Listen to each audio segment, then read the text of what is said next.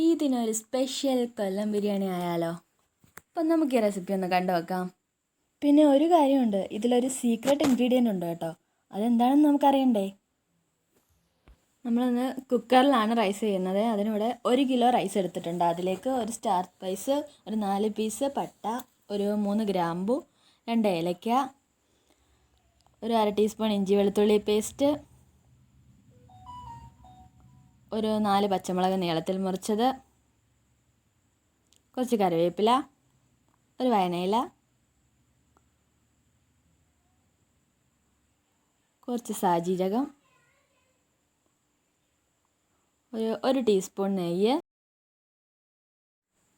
ആവശ്യത്തിന് ഉപ്പ്, പിന്നെ നമ്മൾ എടുത്തു വെച്ചിരിക്കുന്ന റൈസിൻ്റെ ഇരട്ടി വെള്ളം നമ്മൾ ഒഴിച്ചെടുക്കുക. നമ്മൾ കുക്കറിലാണ് ഈ ബിരിയാണി ചെയ്തെടുക്കുന്നത്. അപ്പോൾ നമുക്കിതെല്ലാം കൂടി ഒന്ന് നല്ലതുപോലെ മിക്സ് ചെയ്ത് കൊടുക്കാം.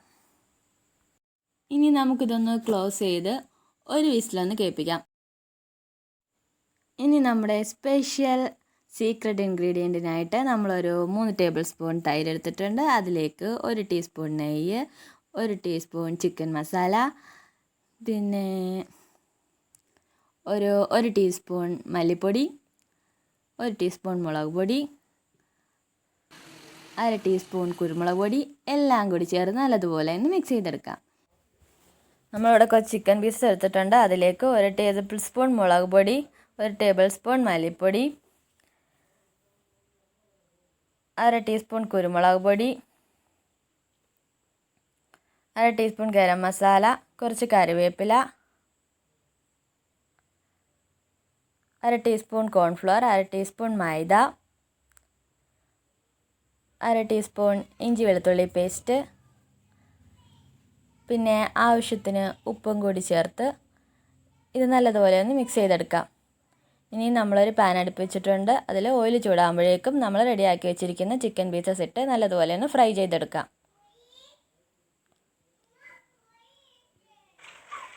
അപ്പോൾ ഇത് നല്ലതുപോലെ ഒന്ന് ഫ്രൈ ചെയ്തെടുത്തിട്ടുണ്ട്. ഇനി നമുക്ക് റൈസ് ഒന്ന് ഓപ്പൺ ചെയ്ത് നോക്കാം. റൈസ് കറക്റ്റായി കുക്കായി വന്നിട്ടുണ്ട്. ഇനി ഇത് മറ്റൊരു പാത്രത്തിലേക്ക് മാറ്റി നമ്മുടെ സീക്രട്ട് ഇൻഗ്രീഡിയൻറ്റും ഒരു നാരങ്ങ നീരും കൂടി പിഴിഞ്ഞ് ചേർത്ത് നമുക്കിത് നല്ലതുപോലെ ഒന്ന് മിക്സ് ചെയ്തെടുക്കാം.